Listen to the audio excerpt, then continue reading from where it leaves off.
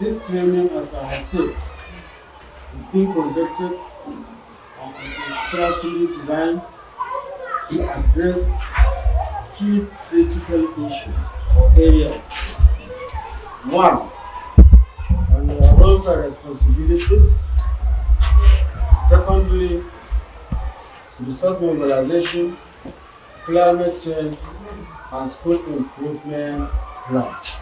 These are the major areas we want you to understand in order to have effective school governance. Isn't it? Okay, while we are waiting for the others to finish, let's list those rights. Oh? Bingo number 1. Freedom of speech.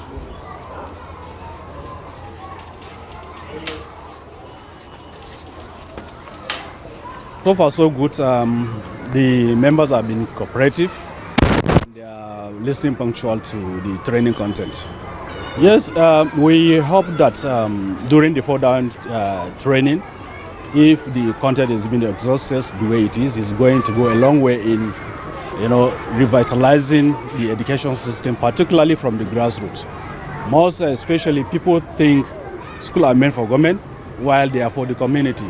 So this training will help them to own the school, mobilize local resources within the school to support what the government of the Gombe state is doing in terms of education aspect. So this training will create an opportunity for the children to be attending school regularly and also monitor what teachers are doing in the school, and in the long run give an inclusive education for learners that they have special disability.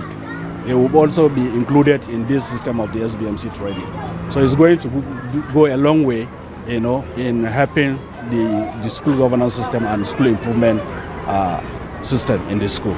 This training is timely because government alone cannot fund the activities and the programs of education. We need to have the school community to come in.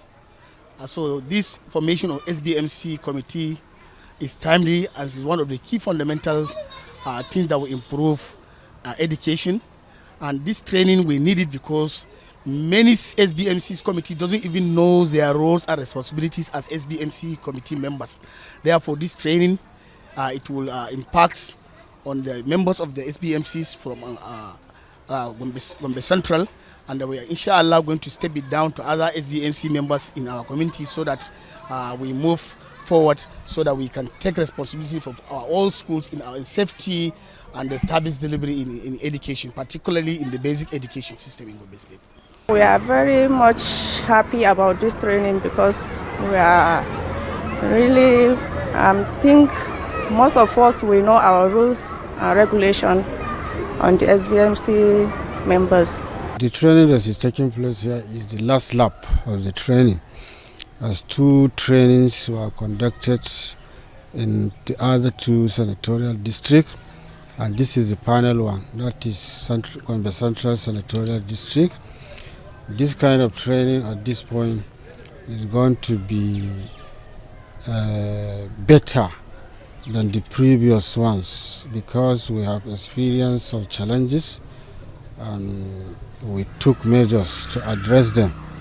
That is the reason why we say this training is going to be better than the previous ones.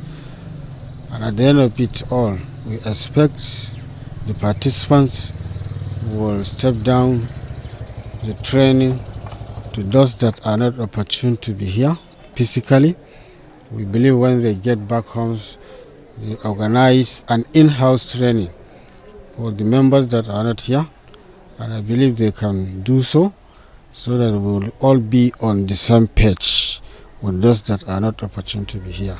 At the end of it, we expect to have 420 SBMC members, trained SBMC members at the end of it. In the state? In the whole state. We expect to have 400 SBMC members.